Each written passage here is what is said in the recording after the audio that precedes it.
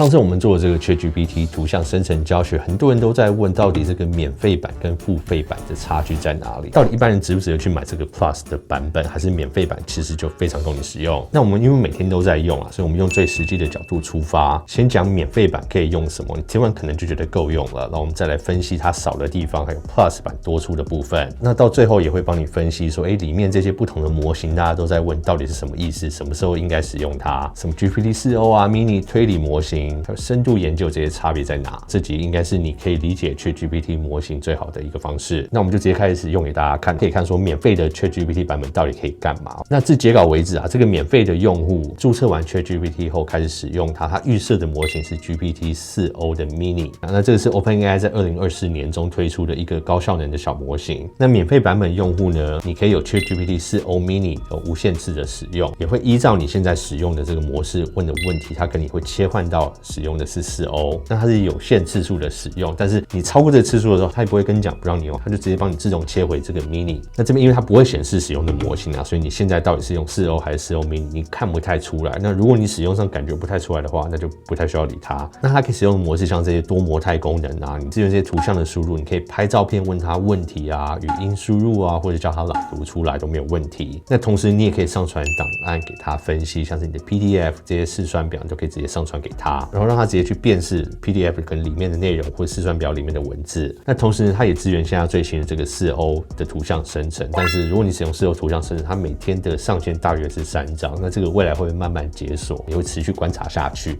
那同时它有浏览网络的功能，就你可以开启搜寻的这个选项，它可以帮你查比较及时的新闻啊，还有这个现在最近发生的一些资讯，然后在这些资讯做过统整之后，再来帮你做这个整理文章或者这些分析判断。那同时它一样有记忆功能，它可以记住你叫什么名字或者你的写作风格，这些它整体都可以帮你记起来。那同时呢，你也可以使用 GPT-S 商店里面别人做了自定的 AI 助理，像是这个 GPT 自己的 App Store 一样，你可以自己去看，有人已经设定好这些东西啊，哪一些可能比较适合你，你就可以把它加进来使用看看。那免费版本本身有什么限制呢？那就我们刚提到嘛 ，GPT-4o 它有使用次数的限制，那通常大概10条讯息之后就会帮你切回 4o mini， 但这个如果你使用的东西没有到很进阶的话，或许你感觉不太出来。那在我们刚提到这个语音模式，就是你可以跟 AI 助理去聊天，然后它的回复是一个非常真人的版本，它预设的版本是标准版，但是你其实可以开启预览使用它的进阶版本，就像我们开启的时候它有一个球，然后它回复的是非常及时，你可以打断它的对话跟它聊天，而且它语言跟你沟通起来是非常的自然，你也可以中英文啊2个语言去切换，你也可以让它直接自己去辨识你现在使用的是什么语言，它算是一个非常聪明的语音助理。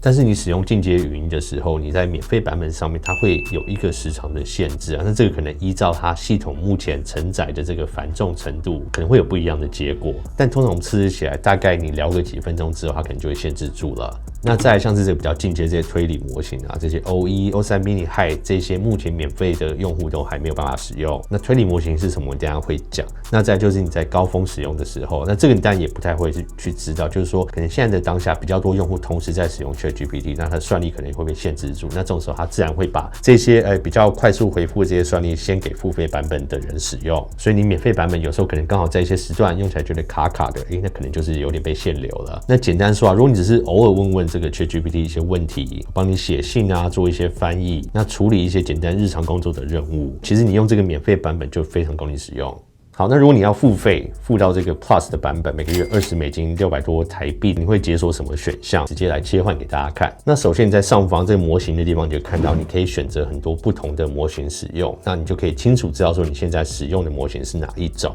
那现在大家这个觉得最好用，或者说最简单、最快速使用的这个 GPT-4o 来讲，那你就可以直接选择 4o， 你也不会被切回 mini， 它就可以让你几乎没有限量的使用。那再来一点，你可以使用这个推理模型，那像是 O3 mini 啊、High 啊，还有 O1， 那这些模型的差异还有使用情境的差别，我们等一下后面会讲到。那再来你可以使用 GPT 4.5 的预览版，同时另外优势你可以制定你的 GPT， 你看我可以建立自己的 AI 助理。那比如说你可能很常做一个产业分析，那里面的资料可能包含很多英文啊、外文的这些资料，你就可以先输入你这些主要要使用的这些内容，还有在重点是什么，那你就可以制定好这个专门使用这个 GPT， 那随时放在旁边，那你需要用这些用途的时候就直接开启它，那它也会有记忆功能，所以所以他在分析你这么多资料之后，事后啊你要再去问他一下分析过的东西，他也可以抓得回来。基本上就帮你比较好的依照不同的用途先去归类它，不会说事后就是一大串你要慢慢去找。那再来就是这个语音的模式，它升级就是进阶的语音模式，而且就是你一开始打开它就是进阶的，而且它不是预览版，它平常在说话的时候你可以打断它，萤幕共享，那甚至它可能可以根据你的声音啊去调整它不同的情绪回复。那语音使用的时长也会更长，那至少我用到现在应该还没有碰到什么被限制的状况啊。那再一个大重点就是这个图像生成，那用到现在他们说几乎不太受限制了，但也要看这个同时间使用者的量到底多大。像现在吉卜力风格很红的时候，一堆人都跳进来用，那在那个时期我在用图像生成的时候，就生成比较慢，然后比较快的时间我就会被限制说你可能要等个几分钟，等它慢慢冷却你才可以再用它。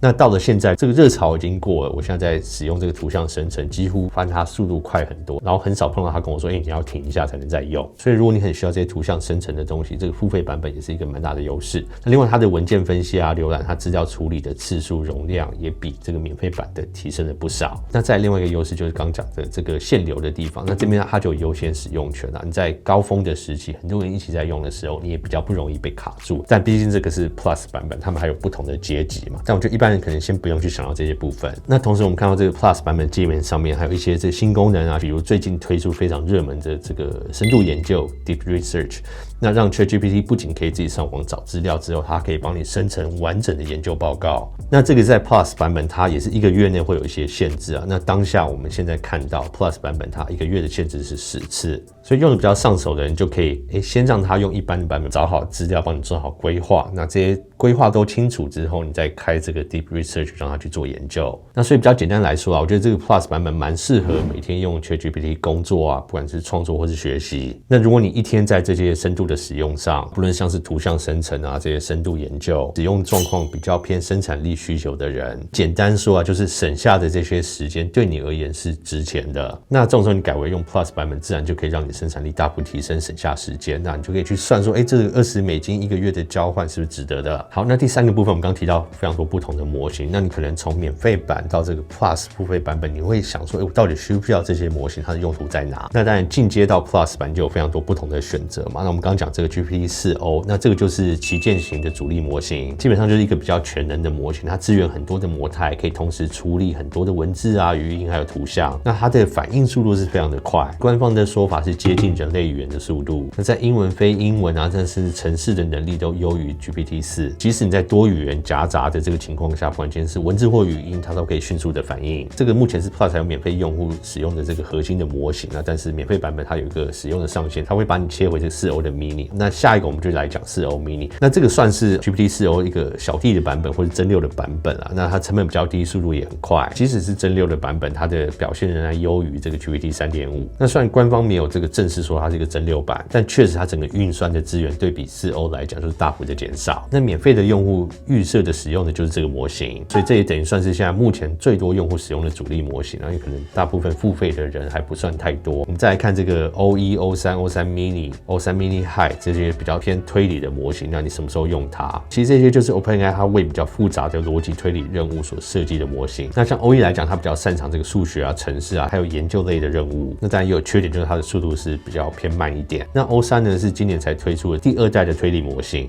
目前还有 O3 mini 还有 O3 mini high。那 O3 mini high 的它的精准度就会比较高一点，同时对比 O3 mini 它自然速度也会再更慢一些。那官方也有说明，这些模型不支援工具啊、语音、记忆插件，它纯粹就是用思考来用的。那这些比较高阶就是 Plus 和 Pro 的用户可以来选择，但是免费版本目前就可以适用 O3 mini 而已。那在 GPT-4 的 Turbo， 那这个是2023年底推出，算是先前那个 GPT-4 的优化版。这个基本上比较少出现在界面里面了，一般使用大致上都是被 GPT-4o 啊、4o mini 所取代了。好，那最后帮大家做一个总结，就你应该选哪一个版本来使用，免费版还是 Plus 版？那如果你只是想找 AI 帮忙做一些简单的翻译、写信、查资料、回 email 啊，帮你修改你的语气，那这种一般的使用情况下，我觉得你用免费版已经没有什么好挑剔了。但如果你是工程师啊、设计师、内容创作者，或是你在使用的情况下，你今天已经进阶到，你常常听到他跟你说，你已经到达你的使用上限，请你升级了这些提示，那自然你就可以去算一下，我觉得可能蛮值得使用到 Plus 的版本，因为你的使用量真的蛮大的。那同时也开放出你更多不同的模型，让你自由去选择。那1个月$20可以让你随时去体验这些最强的模型，然后还能试用很多它的新推出功能。个人觉得对中重度使用用者来说，这个$20是划算的。那加上你如果是按月付费嘛，你就是每个月去订阅它。那如果你这个月刚好要处理什么案子啊，刚好使用量比较大的时候，那你就付这个月的钱。那下个月你发现你可能使用量没有要那么大，你案子已经处理完了，那你就记得把它取消掉就好。那同时呢，以现在这些 AI 进步的速度可能你不知道它下个月又下放什么新功能到免费的版本去，因为它真的就是每天随时每个星期我们都会听到它的新的消息、新的功能推出来。那所以关于这些相关资讯的更新，大家也可以加入我们免费的 AI Line 社群。那我们在那边会比较及时的推出这些更新啊，或者有什么新功能可以跟大家分享。那如果你们想知道更进阶，像是 Pro 啊、Team 啊、Enterprise 的这些阶级、这些付费版本，可以留言跟我们讲，那我们再做一集跟大家分享。好，那我们今天影片就先到这边，我是苹果爹。那如果你喜欢这类 AI 工具拆解这些讲解的这些影片的话，那就记得订阅我们频道，然后开启小铃铛。我们下次影片见，拜。